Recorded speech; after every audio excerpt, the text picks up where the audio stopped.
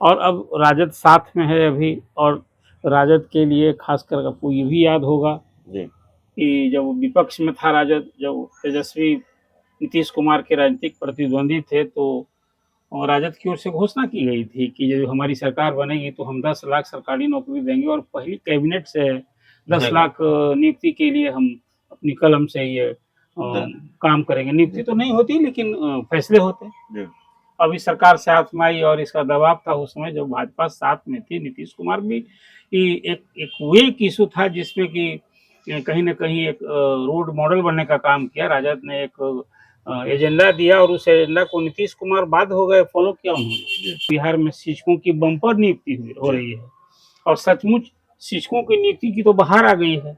पहली नियुक्ति में कोई मैं ये हमेशा आपके साथ भी चर्चा में एक आध बार मैंने ये बात की थी कि किसी एक सरकारी विज्ञापन से 1,70,000 नियुक्ति के लिए कोई अब तक कोई ऐसा विज्ञापन हम मेरी जानकारी में नहीं है, किसी राज्य में नहीं है, केंद्र की सरकार की नौकरी में।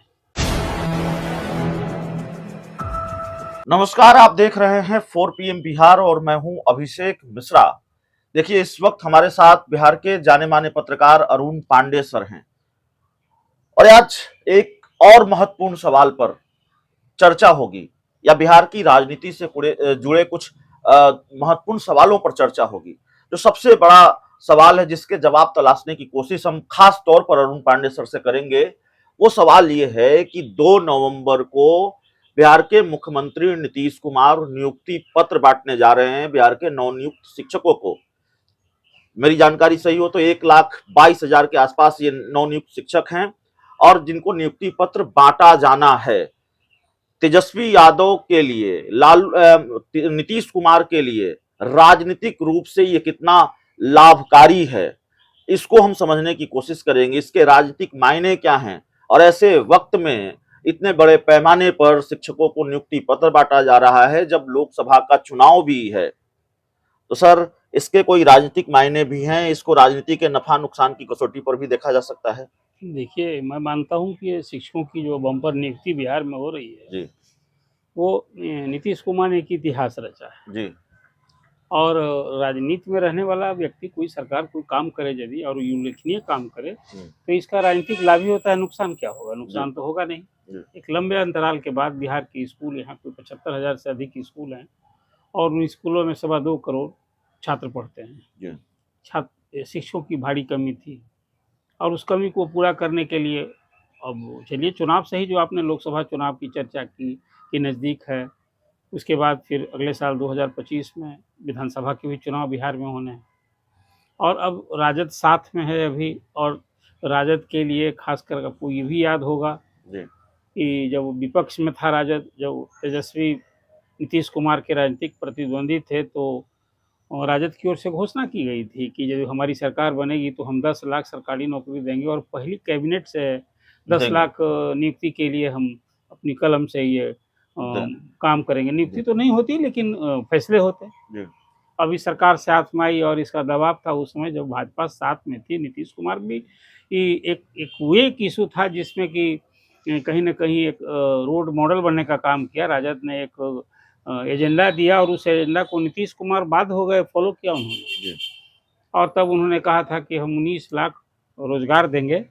और उन नियुक्ति पर तो खुद नीतीश कुमार ही सवाल उठा रहे थे। उस समय तत्कालीन वित्त मंत्री जो उप मुख्यमंत्री थे, सुशील मोदी, वो सवाल उठा रहे थे कि इतनी नियुक्ति होगी कहाँ से खजाना में पैसा आएगा। और कुल मिला-जुला कर वो नियुक्ति के इस बड़ी घोषणा का तब सरकार की ओर से मज़ाक उड़ाया जा रहा था। लेकिन अब तो अभी बात सही आपने कही कि जैसी बात आपने कही कि बिहार में शिक्षकों की बम्पर नियुक्ति हो रही है और सचमुच शिक्षकों की नियुक्ति की तो बहार आ गई है।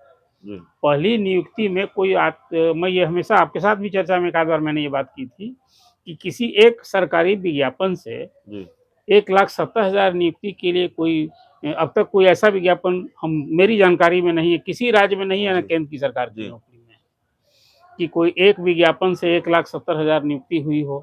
1,70,000 की नियुक्ति हुई और उस नियुक्ति में 1,25,000 छात्र सफल हुए, बीपीएससी ने परीक्षा ली।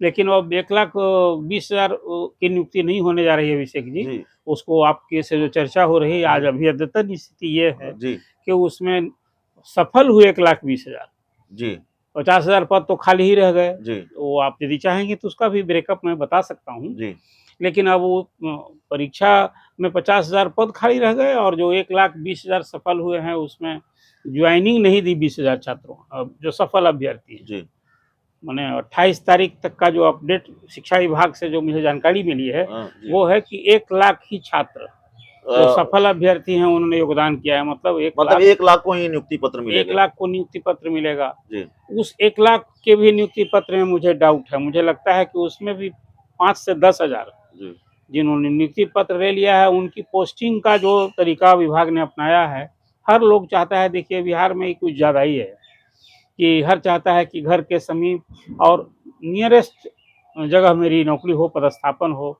तो अभी तो शिक्षकों की नियुक्ति गाँव में हो नहीं रही है। जी सभी अभ्यर्थियों से 3 ऑप्शन माँगे गए थे 3 जिलों का और उसका था ही कि मेधा जी के आधार पर चॉइस मिलेगा तो सबको शायद कोई होगा जिसको कि अपने घर में कोई अब बात भी नहीं होगा कि उसको अपने घर और गाँव का स्कूल मिलने जा रहा है। जी सबकी पोस्टिंग बाहर हो रही है, जिलों से बाहर हो रही है, सुदूर गाँव में भी होगी। जो वो सब रैंडम किया जा रहा है, कंप्यूटर से पोस्टिंग हो रही है। इसलिए 1,00,000 शिक्षकों की नई नियुक्ति होने जा रही है। जो ज्वाइनिंग हुई है उसके आधार पर कह रहे हैं सचमुच, और इसके साथ लगे हाथ फिर 1,20,000 शिक्षकों की नियुक्ति के लिए दूसरे चरण की रिक्ति भी आ गई है। जी और बीपीएससी ने घोषणा भी कर दी है कि 3 नवंबर से 14 नवंबर तक ऑनलाइन आवेदन लिए नहीं तो जाएंगे इसका और 7 दिसंबर जी से जी 10 दिसंबर तक इसकी परीक्षा होगी। इसका आंशिक फायदा नीतीश तेजस्वी को मिलेगा। ये वाकई राजनीतिक लिहाज से भी एक बड़ा मास्टर स्ट्रोक है जिसका बड़ा फायदा मिल सकता है चुनाव में। नहीं, आंशिक नहीं, मैं मानता हूँ कि यदि इसमें हर जात के लोग, हर वर्ग के लोग की बहाली हुई है। जी अब एक बात की ह्यू एंड क्राई थी कि यहाँ इसको डोमिसाइल नीति की बात हुई थी, जी इसलिए कि इसमें 12% जो कैंडिडेट सेलेक्ट हुए हैं दूसरे राज्यों को, वो 8, 10, 12 राज्यों से आए हैं। और उस राज्यों से जो लोग आए हैं तो ये बिहार के छात्रों में एक इसका क्षोभ है, आक्रोश है। लोग डिमांड भी कर रहे थे कि एक बात तो पहली बार तो डोमिसाइल नीति लागू करने की बात हुई। डोमिसाइल नीति का मतलब है कि वैसी नियुक्ति जिसमें कि बिहारी होना अनिवार्य, बिहार का स्थायी निवासी होना अनिवार्य है। उस निर्णय को सरकार ने वापस ले लिया कि संविधान के अनुच्छेद 16 का हवाला दे के कि किसी व्यक्ति को उसके निवास को लेकर, उसके कास्ट और उसके धर्म को लेकर आप नियुक्ति से दीवार नहीं कर सकते हैं। तो सरकार ने रीथिंक किया और पूरे देश भर के लोगों के लिए रास्ता खोला। उसमें कोई कितना भी आरक्षित वर्ग का हो, लेकिन उसकी नियुक्ति हुई है सामान्य कोटि क्या में। इसके संभावित नुकसान की घबराहट भी बीजेपी के अंदर है? बीजेपी हो या बीजेपी के सहयोगी दल हो, उन्होंने मोर्चा खोल दिया है। जीतन राम मांझी कह रहे हैं ये तो भाई लैंड फॉर जॉब जैसा घोटाला है। चिराग पासवान कह रहे हैं पैसे लेकर नियुक्ति हो गई है। देखिए, अब ये सब बात तो जो कुछ कर रहा है कुछ साक्ष्य साफ आना चाहिए। यदि इस तरह के साक्ष्य सामने आएंगे, अभी तो कुछ मुन्ना भाई या कुछ लोगों को, 20 लोगों को तो बीपीएससी ने कार्रवाई भी की है। जो लोग नहीं सफल हुए हैं ऐसे लोगों की भी शिकायत होती है। लेकिन एक कट ऑफ तय किया गया था और उसमें इसको कोई हम कहें कि सारी नियुक्तियां जिस ढंग से विपक्ष का आरोप कह रहा है, उनके उनके आरोप अपनी जगह है और सरकार उसका प्रतिवाद करेगी। लेकिन मुझे लगता है कि ये आरोप सिर्फ आरोप भर ही अभी हैं। राजनीतिक बयान है। हाँ, राजनीतिक बयान है। इसको नियुक्ति हुई है और फिर जैसा मैंने आपसे कहा, 1,25,000 नई नियुक्ति के लिए अब विज्ञापन आ गया है। और आप बताइए, किसी सरकार में 2.5 लाख शिक्षकों की नियुक्ति साल भर के अंदर कोई सरकार करे, ये उस सरकार को श्रेय मिलेगा और इसी का है कि आज वाहवाही भी मिलनी चाहिए। 1978 में आपको याद होगा, कर्पूरी ठाकुर ने बिहार के सभी बेरोजगार अभियंताओं को इसी गांधी मैदान में नियुक्ति पत्र बांटा था। 6,000 इंजीनियर को नियुक्ति पत्र बांटे गए थे। ये दूसरा बड़ा अवसर होगा, मैं मानता हूँ, जिसमें कि नीतीश कुमार 2 नवंबर को 25,000 नवनीत शिक्षकों को पटना में नियुक्ति पत्र बांटेंगे और फिर जो बचे जितने अभ्यर्थी हैं, जो 80,000 जो जिन्होंने ज्वाइनिंग दी है, उनका जिलों में प्रभारी मंत्री के माध्यम से वो बंटने जा रहा है। जी तो सर